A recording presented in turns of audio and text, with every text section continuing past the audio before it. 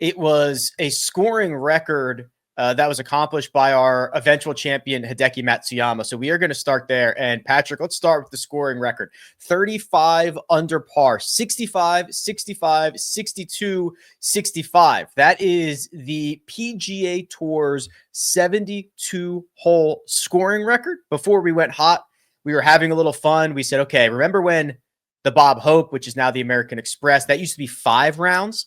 The scoring record for 5 rounds was Joe Durant at 36 under. So Hideki almost got there in just 4 rounds. And this was really a masterclass. He got off to a hot start and kind of started to close the door early by holing out for eagle on the 3rd hole from 107 yards. He made a couple of long putts along the way, a couple of par saves when he needed them. It was very impressive, obviously.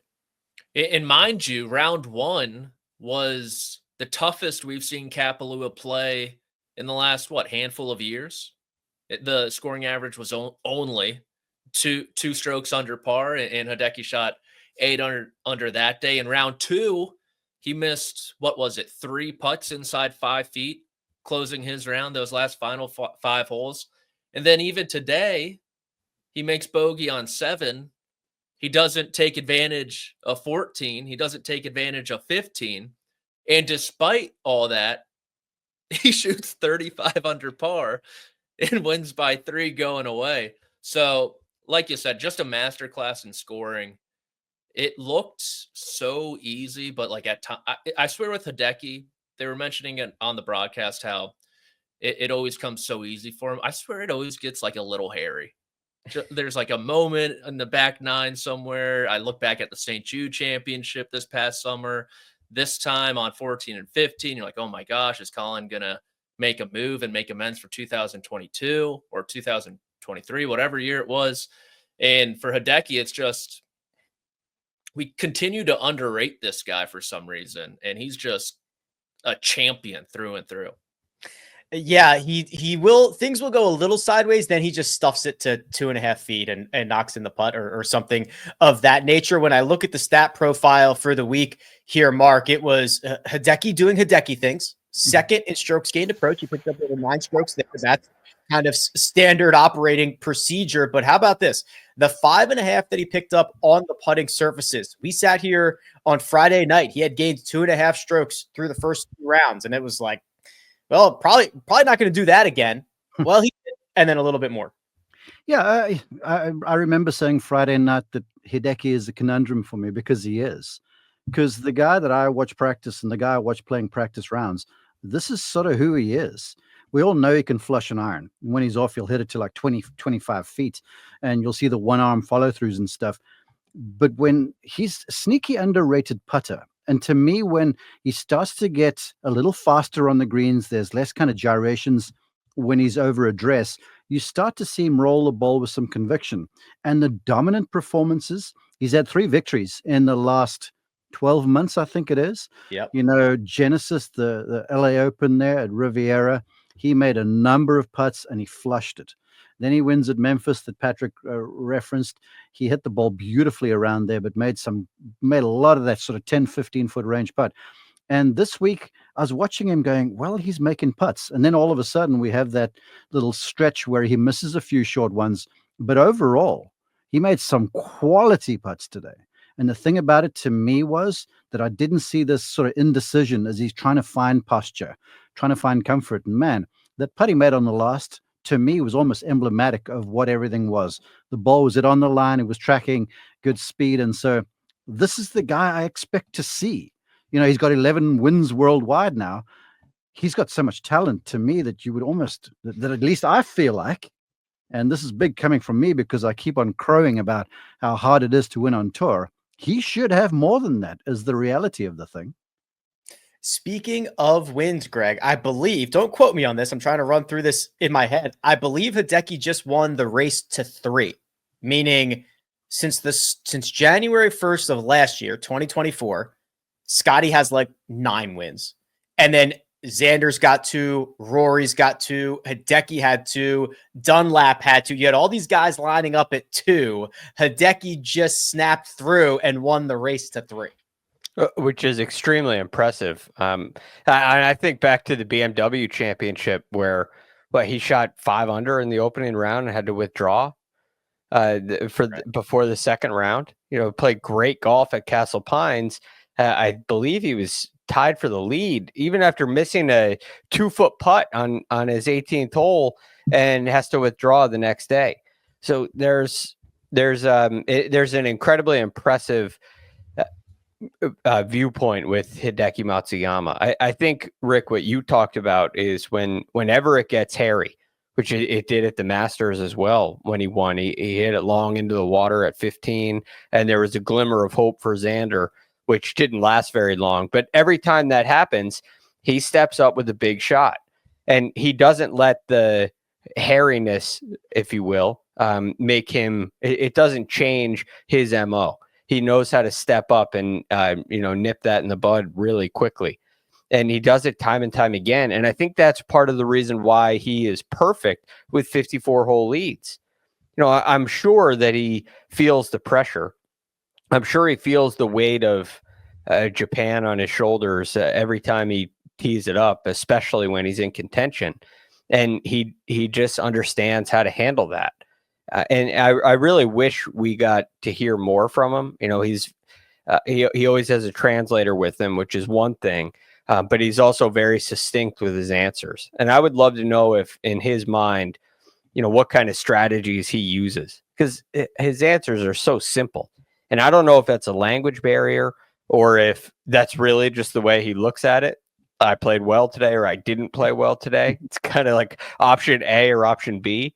But he definitely has something mentally that not a lot of guys do. And it's extremely impressive to watch. The 11 victories, Patrick, it's a lot, obviously, but there's no small ones here. His worst win, I think, is the 2022 Sony Open. And then it's just like Memorial, couple WGCs, the Masters, Riviera, a playoff event, a signature event. I mean, it's just like he's gonna beat the best in the world when he's playing his best. I'd actually argue that Sony Open win is the best of his career, considering it came in a playoff over Russell Henley. But I want to flip it to you guys. I don't understand why we keep overlooking this guy, maybe underestimating him. Look at our preview podcast for the year. Hideki Matsuyama was mentioned 0 times by all 4 of us and everyone out there. It was the year of Colin. JT's comeback. Scheffler's going to win them all. Xander's going to win the Grand Slam, all this jazz. But as you mentioned, Rick, 11 PGA Tour wins, 20 worldwide, a Masters, Riviera, Muirfield Village, Firestone, an Olympic bronze medal. And now he puts low 72-hole PGA Tour score on his resume. Most birdies are better in a PGA Tour event on his resume. And it's like, hey, guys, why aren't we looking at Hideki Matsuyama more often? A good question. I'll tell you my take on that. One, to Greg's point, he doesn't say very much ever. Even on the golf course, the interactions with Shota or whoever is working for him are quick. They're decisive. He doesn't mess around. In President's Cups, he's always been notoriously difficult to pair in 4 alternate shots and 4 balls because he doesn't say anything. He barely ever shows emotion, like that fist pump on the last. That's about as much as you'll see out of Hideki. So that's the thing. So there's no hysteria around him. So there's no Twitter stuff that's going to come out on Hideki. That's the first thing. And then secondly, like I keep on saying, when he plays well, you're like, yeah, this guy's great. And then he disappears for a while, whether it's injury or whether he just goes over to Japan and takes a hiatus and works in his game because he's a hard worker. The guy's always working. It's just he doesn't occupy the headlines over here. But I'll tell you one thing's for free. He occupies the headlines in Japan. He has got a cadre of folks around him all of the time, which I think is maybe why he is the way he is. And he just kind of keeps it in between the rails like this and never shows anything because he's got cameras on him like Tiger Woods style when Tiger was at his best. Yeah. He's also only 32 years old. Wild. Right. Wild. It feels like he's old, which is crazy. It feels like he might be over the hill, like one of those guys that, had a great career. But this is still very much, as we saw this week, it is very much alive. And his injuries and sudden withdrawals certainly don't help with that. But this is something that Rick has talked about on a lot of Monday DFS episodes. If Hideki's playing, he's worth looking at, because while, yes, you could take the risk and he could get hurt, and that could happen any time. But if it doesn't, it doesn't seem to affect his play. It doesn't last very long. It's almost like he just wakes up with a stiff neck, and it's like, he can't play today, but he'll be able to play tomorrow. And it doesn't affect his game. He's younger than me.